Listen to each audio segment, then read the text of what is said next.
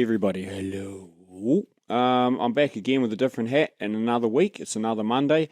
It's actually not Monday. It's Saturday night. It's real late. I'm doing heaps of content in a row. So when you see me, I'm not going to be wherever I am in the world right now. Shout out to the guy who gave me this hat, Smoke and Barrel. Check him out. Found some glasses on Zoom that match perfectly. Here's to effects. Ridiculous. You can see that I'm running out of ideas, so I'm just doing stupid stuff. Probably going to get more stupid.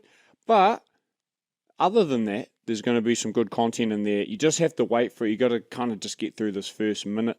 And then we're kind of away after that. Anyway, so we're doing editing software today. Okay, so I'm going to talk to you about editing software. Are you using editing software already? Which one are you using? Maybe it's the right one for you. Maybe it's not. Maybe you're paying for it and maybe you don't need to. All those kind of things. So I'm going to go through my three favorites. You've probably heard of them all if you're kind of in the industry. If you're just kind of getting into it or figuring out what you need, this will be quite helpful, I hope. The first one I'm going to talk about is Audacity. It's a free piece of software, open source, so anyone can get on there and use it, and it's updated by lots of different, it's a real collective of people who actually work on the piece of software. Don't know why it's still free. It's actually a great piece of software.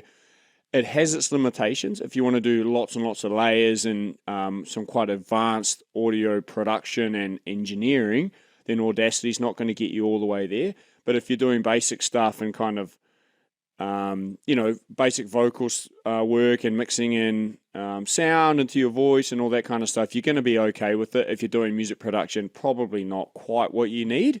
But I'm proud to say that I actually use it pretty regularly. The software is simple and it's not overcomplicated, which is a good thing if you're just getting started, because some of these other ones I'm going to talk about have got endless opportunity to do anything you could possibly imagine. Which isn't always great when you're just trying to figure out how to put one thing next to another. The counterpart to that is Apple's Garageband. So really similar, exclusive to Apple Garageband, and not too dissimilar. It does all the same sort of things. It works the same way, but it's an Apple exclusive. Some people prefer it as an interface. It's just easier to navigate, and actually when you get used to any of these, you don't want to change away from them. It's too difficult. It's too much learning all over again. So people often stick to one of these and stay there for possibly their whole careers. I feel like the longer you go on the same piece of software, the less you want to change. Next up, Adobe Audition, another world-renowned famous piece of editing equipment. It's a home to a whole lot of different producers and podcasts and studios, and that's where it's kind of starts and finishes with a lot of audio production.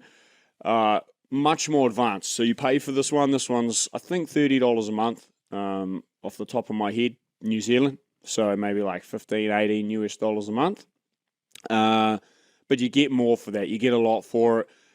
Some of the things you'll need, some of them you won't. If you're looking to do some really advanced stuff, then Audition is awesome for all of those sort of things. The layout, the way it's structured is actually really nice to use once you figure out how to understand it. You might be watching a lot of tutorial videos.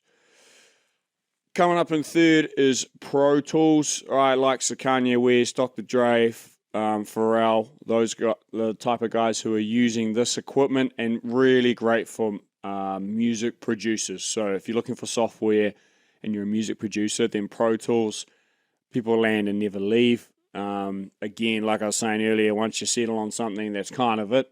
In a lot of cases, but it's another paid one. So Audacity, GarageBand, they're both free. If you're just looking for something to get in that's cost effective and will do the job, Audition and Pro Tools you're going to have to pay for. Pro Tools is similar to Audition in the sense that you can do anything you can possibly imagine on there, as long as you understand how to use the software. Like anything, right? If you don't know what you don't know, then you don't know. And I'm done with that because that was funny. And I don't have anything more to add. Guess where I am in the world. If the guy who gave me this hat can't guess where I am, then we're going to have a serious problem. Reach out to me if you need help with audio-visual stuff. I know it took a while to get there, but I do actually have quite a bit of knowledge about different things. And also effects on Zoom. Clearly. Bye.